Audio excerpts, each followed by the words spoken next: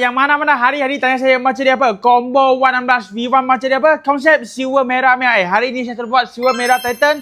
Kalau korang minat, cepat-cepat tengok ini video habis. Cepat-cepat kasih grab sekarang guys.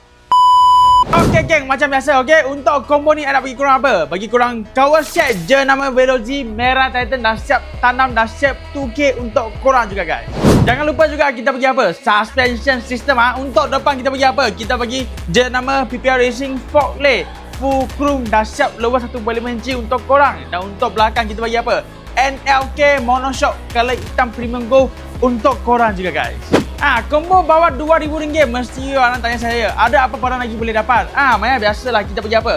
Sport rim 5 batang CNC design terbaru color merah untuk korang dan sekali dengan floating disc PPR Racing yang tulang ikan. Depan belakang kita bagi sekali. Jangan lupa juga mau bagi cantik mesti mau tukar apa? Kita bagi swing arm Kindred color merah untuk korang juga guys. Okey, mesti banyak orang tanya saya, ini combo berapa ribu? Okey, so kalau korang mau tengok mau tahu harga berapa, mesti mau tengok ini video sampai habis. Kita bagi korang harga 1849 siap pos ke Sabah Sarawak, satu Malaysia siap pemasangan dekat kedai pun boleh juga. Okey, paling pentingnya jangan lupa mau tengok apa combo lagi, komen dekat bawah. Paling penting, paling penting jangan lupa like, follow, komen, share. Ingat combo, ingat sudah keras guys, lucu.